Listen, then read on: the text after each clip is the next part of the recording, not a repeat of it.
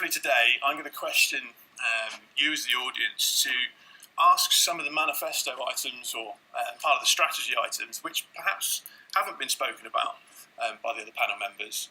And it's something that was in the strategy items, which is workforce development.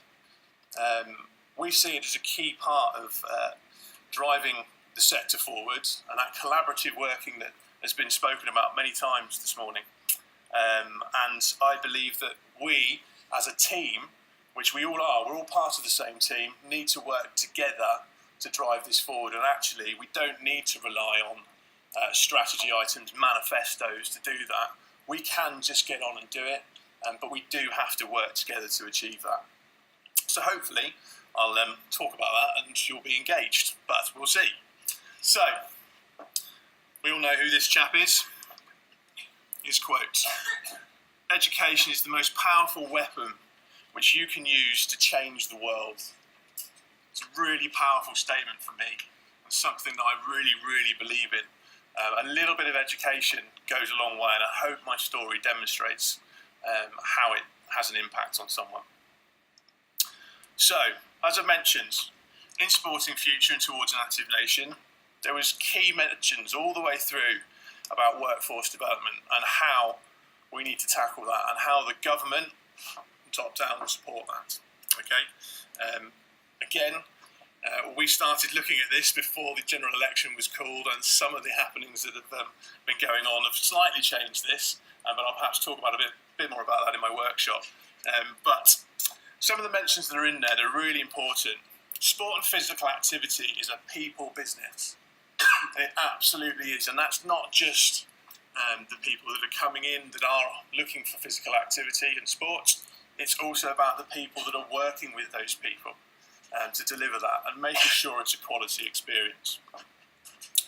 To underpin this, a clear workforce development strategy is key. We absolutely believe that. A workforce development strategy is about customer service, making sure people receive a good quality service. And lastly, a key mechanism to releasing a sport workforce with the right skills will be via apprenticeships. And that is predominantly what ICON work with, as well as other parts of workforce development strategy. So I'm going to go on to talk about some of these items now. What I'm going to do is I'm actually going to question you rather than me give my opinion on it, because I'm interested to see what you think about it. So, sport and physical activity is a people business. Do you agree? We'll find out. So, question one. Have you participated in the current sector workforce development strategy? Very simple question. A's for yes, B's for no.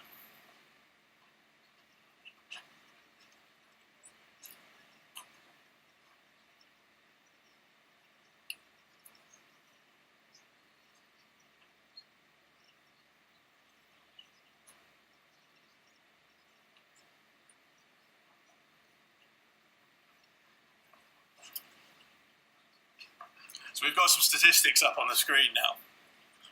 I find that incredibly important. But actually, 72%, which we're going to say this is a representative cross-section of our sector, have not participated in a workforce development strategy. Now, everything that all of you do relies on the people you work with, voluntary or employed, to deliver that. And 72% of the people in the room have not participated in one. Okay, so that's quite an interesting stat.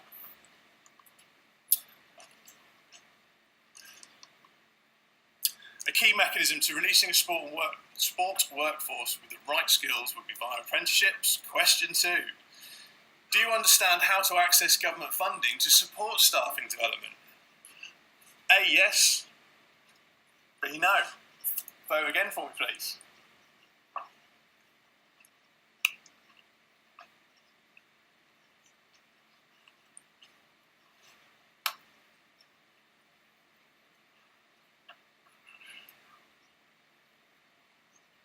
Okay, so we're finding a trend here. We're going to say that it's pretty close to say it's the same 28-27% that voted last time and said yes. Okay, interesting. Third question. Have you seen an impact in the last year from a workforce development strategy? I'm getting a feeling I'm going to know where this is going to go.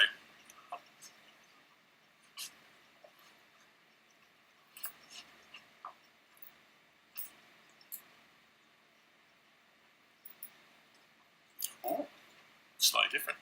I'm going to assume that's because less people voted this time. Okay.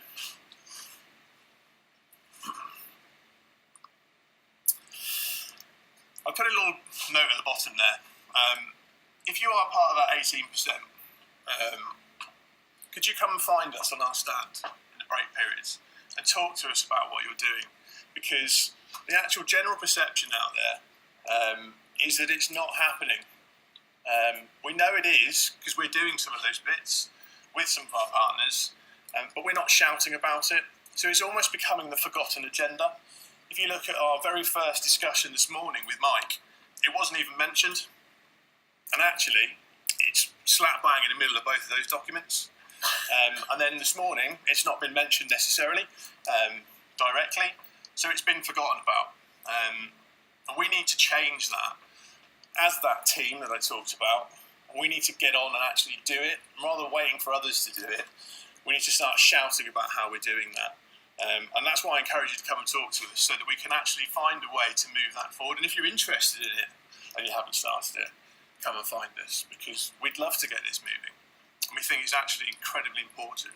Ian talked about collaboration earlier on. It won't happen if we do it all on our own. We've got to start working together. So, let me demonstrate to you why it's important. The Post-16 Skills Plan, which was conducted by Lord Sainsbury, was released, and there are what is considered 15 education routes, which are the primary education routes, that all qualifications moving forward from school all the way through to FE, which is further education, higher education, university, will be underpinned. 15 in there. Let me ask a question to you. What's missing? How's that make you feel? Anyone want to shout out? You don't have to, but okay. We're not on there.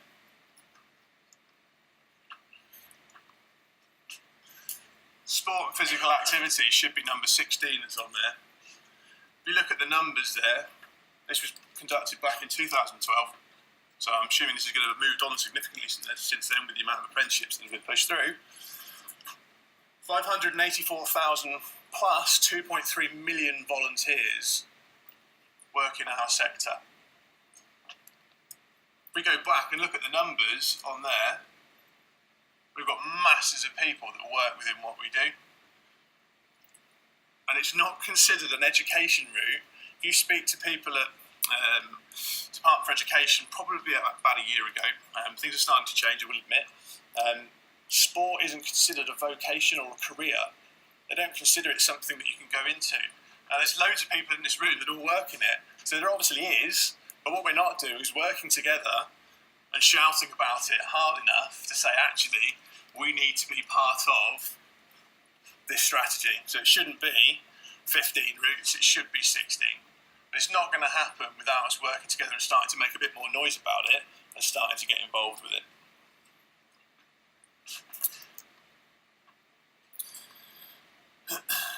So, I'm going to quickly touch this because these are all already been discussed. But since this strategy was released, we've had Brexit, which has put into doubt the European funding, which works with a lot of these programmes.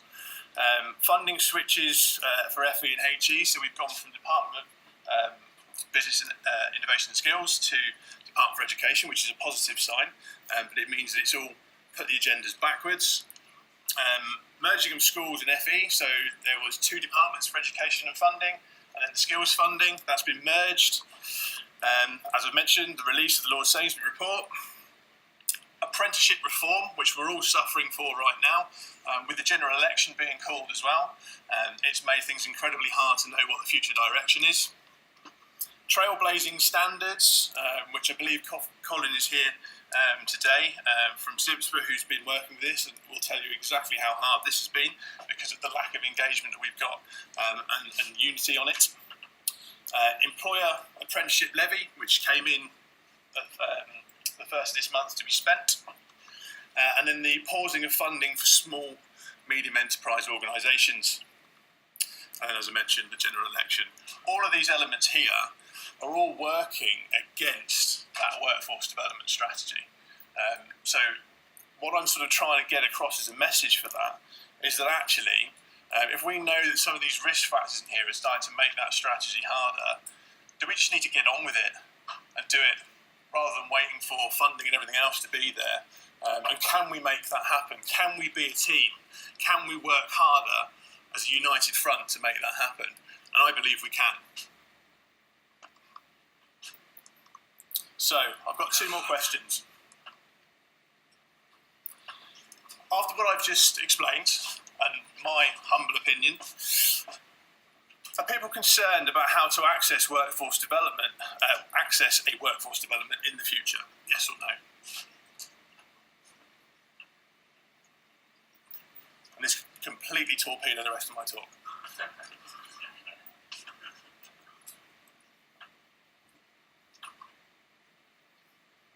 Good.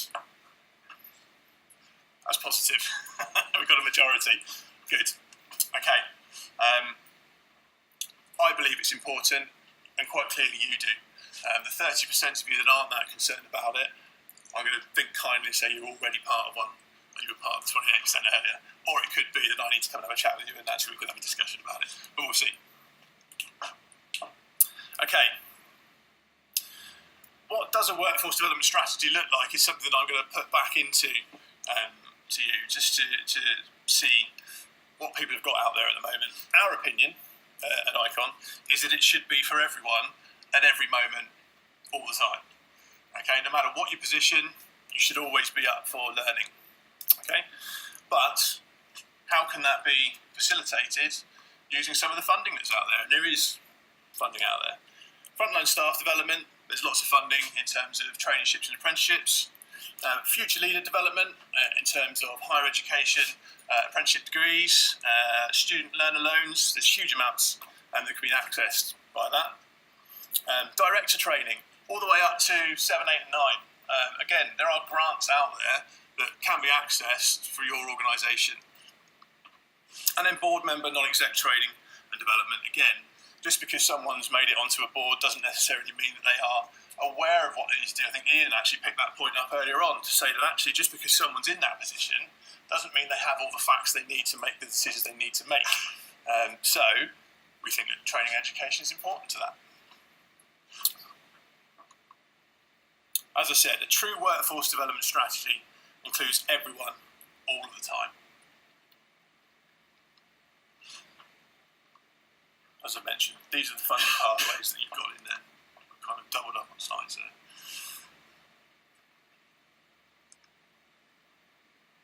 Final question. Do you feel you have access to an embedded workforce training and development pathway? So I've just explained to you what I think should be in one and how we think it should work. Ask yourself the question, does your workforce development strategy include everything that I've just mentioned?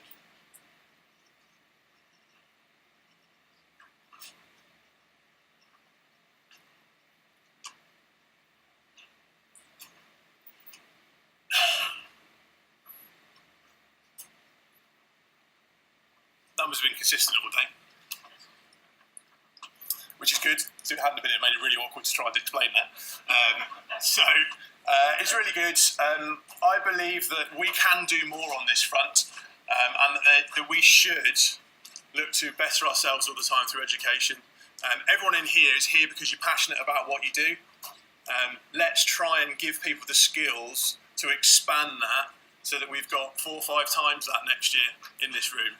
Not in this room, but let's try and get more people engaged with this agenda, and let's do that through the power of education. Hang on, I've lost a slide there. Bear with me. There we go. Thank you. I did that at the back. This is my question to leave you with, to ask you. Is it now time to stop waiting for others to make the changes in our sector? Is it now time to take education as a tool and change our world for the next generation? Can we really afford to let this opportunity slip us by? So all of the factors with government manifestos and strategies, I don't believe are important and relevant. I believe that we all have the power in this room to actually make that change. So I implore you to leave today with a partnership opportunity that you didn't have before you came today. Speak to someone else in the room today, which I hope you would all do anyway, and see if we can work together to actually create a collaborative opportunity. Thank you.